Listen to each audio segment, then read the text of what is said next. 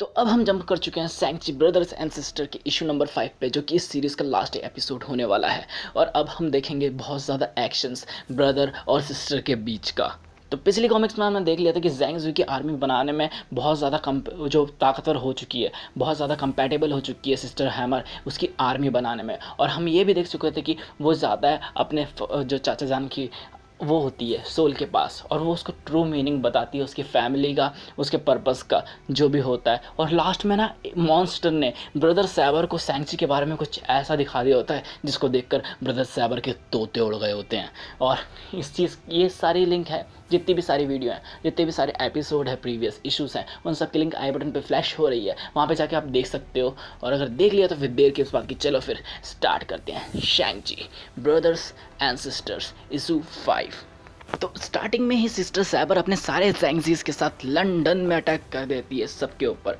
और जहाँ पर जितने भी ये जो MI6 के एजेंट्स होते हैं उन लोगों को रोकने की कोशिश करते हैं, बट सिस्टर सैबर सबको पेलती जाती है। और ये लोग इतने ज़्यादा होते हैं तादाद में कि कोई भी नहीं बच पाता। यहाँ पे ये लोग किसी तरह लड़ रहे होते हैं, तभी अचानक से आसमान से बारिश होती है, मतलब आसमान से टपकते हैं ये सारे brothers and sister with their ninjas, जो कि हाथ में लेके आए होते हैं वही मैजिकल स्टिक्स जो इन लोगों को रोकेगी। ठीक है, तो फिर ये लोग जाते हैं और सबके माथे पे वो लगाना स्टार्ट कर देते हैं। और यहाँ पर है ना, जो इनका जो ली होता है मास्टर लिंग, वो उनको लोगों को बताता है कि मेरी बात हमेशा याद रखना बच्चों, कि जो ये लोग उस पर काम करते हैं, इनकी जो स्पिरिट एनर्जी होती है वो अनवेंस्ड होती है और खुद के ही खिलाफ होती है, इनको खुद से ही शिकायत होती है। तो अपनी स्पिरिट को प्योर रखो और अपने जितनी भी चीज़ें हैं वो उन सबको बेतहाशा प्यार करो, ताकि कि अगर तुम मरोगे भी ना तो तुम इन जैसे नहीं बनोगे।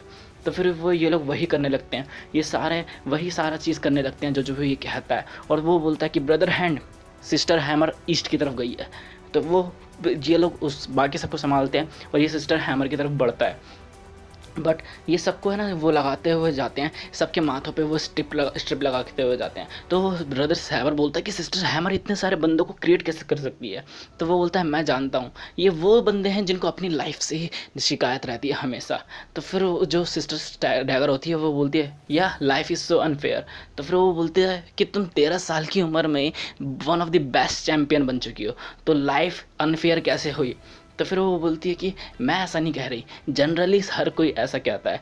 तभी जो हमारा सैंक्ची होता है उसको अचानक से कुछ होने लगता है, उसकी तबीयत ख़राब होने लगती है, और जो उसके वुंड्स होते हैं, उसके घाव होते हैं, वो सारे में फैलने लगते हैं, और उसको उसकी सिस्टर की आवाज़ें आने लगती हैं। और उसके जो थॉट्स होते हैं वो उसके खुद के थॉट्स नहीं होते, वो कुछ अलग ही अलग करने लगता है।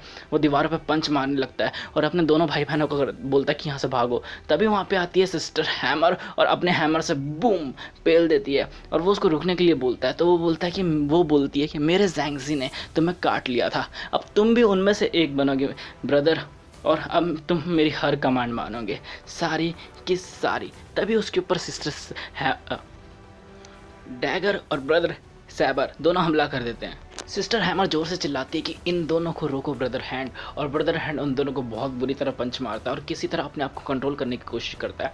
तो सिस्टर हैमर बोलती है कि तुम अभी भी मुझे कंट्रोल करने की कोशिश, अभी भी मुझसे रेजिस्ट करने की कोशिश कर रहे हो, पर तुम ऐसा कर कैसे सकते हो। तो फिर वो उन दोनों को बोलता है कि तुम दोनों दूर रहो, हम दोनों को एक पीस दो, मैं इसको खुद हैंडल करूँगा। अब वो उसको हैंडल करने की कोशिश करता है, तो फिर वो उसके माथे पर एक चिप लगा देती है, बोलती है अब देखते हैं अब तुम मुझे कैसे हैंडल करोगे। उसमें ना उससे बहुत ज़्यादा गुस्सा आने लगता है, उसको कुछ ज़्यादा ही गुस्सा आने लगता है, बट फिर भी वो अपने आप को कंट्रोल कर लेता है। तो वो बोलती है कि तुम ऐसा कैसे कर सकते हो। तो फिर है ना वो बताता है, तभी उसको सारी बातें याद आती हैं उसके जो चचा जान ने कही थी, उसे चचा ने कही थी उससे, कि जो भी चीज़ है मतलब उसके वुंड्स के बारे में, कि वो उसके वुंड्स लैड करेंगे उसको कि कहाँ जाना है। अब इस टाइम पे जितना भी एंगर था उसने सब कुछ जाने दिया, जितने भी दर्द थे उसको सबको उन क्रैक्स के थ्रू उसने बाहर फेंक दिया। अब ये अपने आप को ज़्यादा पुश नहीं कर रहा था, अब अपने आप की ज़्यादा ये विश नहीं कर रहा था अपने आप को हील होने की, और तभी इसने अपने पैर जमा लिए थे और ये अलग ही दुनिया में आ गए थे। तो सिस्टर हैमर बोलती तुम ये कहाँ ले गया है हमें। तो फिर वो बोलता है कि तुम ये चिप यूज़ करते हो हर ज़ैंगज़ी के माइंड में एक एनर्जी और एक हीन भावना डालने के लिए, बट जो तुम्हारे माइंड में है वो मुझे कुछ और ही लगता है। और उस चिप को जाता है तोड़ता बोलता है, और जो तुम्हारे माइंड में जो प्रॉब्लम है वो है तुम्हारी मेमोरी, तुम्हारी खुद की मेमोरी। और वही मेमोरी याद आती है जब ये दोनों अपने बाप से लड़ रहे होते हैं। तो ये बोलता है देखो, जब तुमने अपने पापा को मारा था तो तुम्हारे फेस के एक्सप्रेशन कितने अच्छे थे, तुम कितनी खुश थी।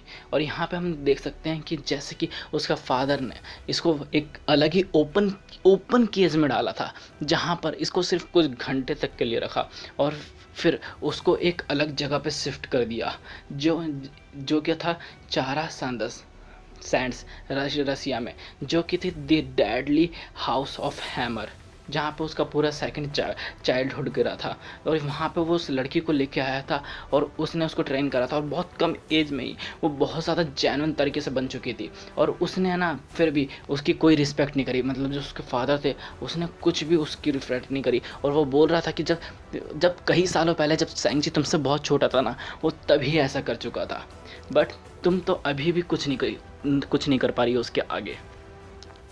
अब सिस्टर डैगर बोलती कि यही यही हमेशा, कि वो हमेशा ऐसा करते थे मेरे साथ। तो फिर वो बोलता कि तुम्हारे दिल में हमारे फादर के लिए बहुत ज़्यादा एंगर है। तो वो बोलती है ये एंगर नहीं है, ये हेट है। जो भी मेरा हेट है, मेरी लव है, अब मेरे दिमाग में और कुछ नहीं है, बस सब कुछ है। अब ये कहाँ एक शुरू होता है, कहाँ दूसरा, ये कुछ पता नहीं है।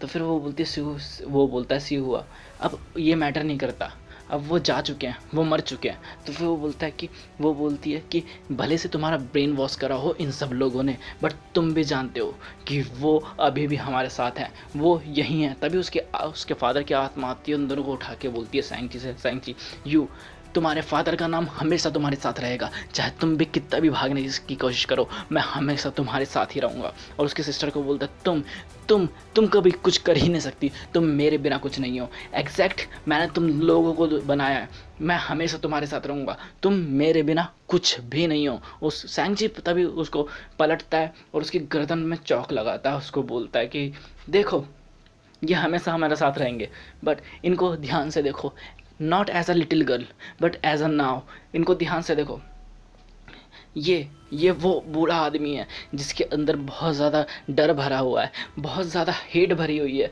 और बहुत ज़्यादा अकेलापन भरा हुआ है। और तब उसको रियलाइज़ होता है कि ये क्या कर रहा है।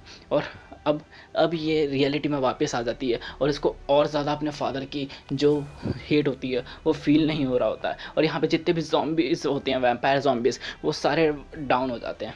और वो बोलता है कि यही तो मैं तुम्हें बता रहा था, तुमने बहुत कोशिश करी वो चीज़ करने की जो फादर चाहते थे, और मैंने एग्जैक्ट उसका उल्टा करा। ज़ैंग, हमें कोई फ़र्क नहीं पड़ता, हम जैसे हैं वैसे ही रहेंगे। तो फिर वो बोलता है कि अब ये कोई फ़र्क नहीं पड़ता उनका हमारी लाइफ पे, क्योंकि अब वो जा चुके हैं। तो वो बोलती है जा चुके हैं, आई फील सो एम्प्टी, और उस पर अटैक कर देती है। और वो समझ नहीं पाता है हुआ क्या। तो अटैक करते हुए बोलती है कि तुमने मेरे माइंड को एम्प्टी कर दिया, मेरा लाइफ का पर्पस वो मुझसे छीन लिया, मेरा ट्रुथ था वो मुझसे छीन लिया। अब वो उस पर उसका हैमर तोड़ देता है एक पंच में, जिसको देख के ओ माई गॉड। और फिर ये दो हैंड टू हैंड कॉम्बैट करने लगती है। जो एजेंट वो होती है इसी बीच, वो उस पर गन शॉट कर देती है ब्रदर से सिस्टर हैमर पे। बट सैंग अपनी फुर्ती दिखाते हुए किसी तरह सिर्फ 2 उंगलियों की मदद से उसको रोक लेता है। ये देख के वो बहुत ज़्यादा सैड हो जाती है और भाग जाती है। फिर उसके बाद आज तक कभी उसका पता नहीं चला। अब अगला सीधा सीन शिफ्ट होता है सैन फ्रांसिस्को चाइना टाउन में, जहाँ पे वो ग्रैंड माँ के पास जाता है और जितने भी कांड हुए होते हैं उन सब के बारे में वो उसको पता चल चुका था, क्योंकि उन्हीं के घर में हुआ था ये सारा कांड। तो उनसे अपोलोजाइज़ करके उनसे बोलता है कि अब मेरे को जाना पड़ेगा मेरी फैमिली के साथ, तो और मैं यहाँ पे अब ज़्यादा काम नहीं कर सकता। तो वो बोलते तुम सीधा क्यों नहीं कहते कि फैमिली इज़ एवरीथिंग। और फिर वो वहाँ पे डालिया से भी जाकर मिलता है, उसको भी अपने जो लफड़ा होता है उसके बारे में बताता है कि ये एजेंट वो से कनेक्शन है, तो हमारा कुछ हो नहीं सकता। तो वो बोलती है कोई बात नहीं, अगर तुम्हारी मेमोरी ज़्यादा फास्ट है तो नंबर याद रखना। फिर अगला सीधा सीन शिफ्ट होता है the house of deadly staff में, जहाँ पे ये प्लेस लेता है कि मैं बहुत ज़्यादा ग्रेटफुल हूँ कि हमारे 5 में से 4 हम लोग यहाँ पर हैं। और हमारी जो पूरी की पूरी जो 5 वेपन सोसाइटी थी उसने कई सालों से हमारे जो पूरा एम्पायर था उसको है ना उसको प्रोटेक्ट करके रखा था। बट कुछ टाइम से हम लोग अपने वे से अलग हो गए थे। बट अब मैं चाहूँगा कि हम सब वापस एक साथ आए और सब यूनाइटेड रहे। और एज अ न्यू कमांडर मैं तुम्हें लीड करूँगा तुम्हारे फ्यूचर के लिए। तो सब यहाँ पे उसके नारे लगाने लग जाते हैं। तब यहाँ पे मास्टर लिंग आता है और उसको उसके फादर की टॉर्च देता है। वो बोलता है कि मे बी ये आपका शायद ये सिंबल रहेगी इस चीज़ का। तो वो बोलता है उसको बुझाते हुए नो, और वो बोलता है कि चलो अब नई मशाल जलाते हैं। तो फिर जो ब्रदर सैबरो बोलता है कि ये तब तो ऐसे काम नहीं करता। तो फिर सिस्टर डैगर बोलती है अब करेगा क्योंकि ये कमांडर है। तो अब ये लोग तीनों नई टॉर्च जलाते हैं और ब्रदर वो हैंड बोलता है, यानी कि अपना सैंक्ची बोलता है कि हर चीज़ को एक नई चीज़ की ज़रूरत थी। आफ्टर ऑल अब हमें नई फ्लेम की ज़रूरत होगी for this new era the and. और इसी के साथ एंड होता है इस कॉमिक का। बट वेट अ मिनट, आपके दिमाग में भी मेरी तरह क्वेश्चन रहा होगा कि ऐसा क्या दिखा दिया था भाई उस मॉन्स्टर ने ब्रदर सैबर को, जो ब्रदर सैबर के तोते उड़ गए थे। तो कुछ पोस्ट क्रेडिट सीन तो रहना चाहिए, मार्वल है कैसे नहीं रहेगा। तो अभी आता है पोस्ट क्रेडिट सीन, जहाँ पे अब पोस्ट क्रेडिट सीन में होता है क्या कि ब्रदर सैबर ने बहुत ज़्यादा पी ली होती है। तो सिस्टर डैगर उसको उठा के उसके कमरे में लेके जा रही होती है। तभी पीछे से आवाज़ आती है शैंग-ची को, वो एक आत्मा की, शैंग-ची। तो वो बोलता है अंकल। तो वो बोलता है चाचा नहीं, तुम्हारे बाप बोल रहे हैं। लगता है कि हम मेरा थ्रोन है वो तुम्हारे सूट करता है। फिल्म को पकड़ के वो बोलता है कि मेरा थ्रोन है वो सूट कर रहा है तुम्हें, और जल्द ही ऐसा लग रहा है कि तुम भी मेरी तरह बनोगे। अरे हाँ, तुम तो उसी रास्ते पे हो एकदम बिल्कुल मेरी तरह। और शैंग-ची के तोते उड़ जाते हैं। Coming later this year the return of Shang-Chi में। सो आई होप कि आपको भी ये कॉमिक बहुत ज़्यादा जेन्युइनली अच्छी लगी होगी। मुझे तो लिटरली बहुत ज़्यादा अच्छी लगी है। और सच में बताऊँ तो एपिलॉग यानी कि जो पोस्ट क्रेडिट सीन था वो ऑसम। सो इसी के साथ ख़त्म करते हैं आज की इस एपिसोड को और इस सीरीज़ को। सो होप करता हूँ कि आपको बहुत ज़्यादा पसंद आई होगी। और ऐसे ही अगर बहुत सारी जेन्युइन सीरीज़ चाहिए आपको तो क्या करना है, पहले तो लाइक करो और सब्सक्राइब कर लो ताकि ये सारी चीज़ें आपके पास सेव रहें। और बेल आइकन भी दबाए लेना, और क्यों दबाना है वो तो बताने की ज़रूरत नहीं होगी, है ना। So this was the comic today, जहाँ पे मैं आपको एक्सप्लेन करता हूँ आपकी सारी favourite comics line by line and expression by expression. And for the more comics check out the channel and stay tune with us.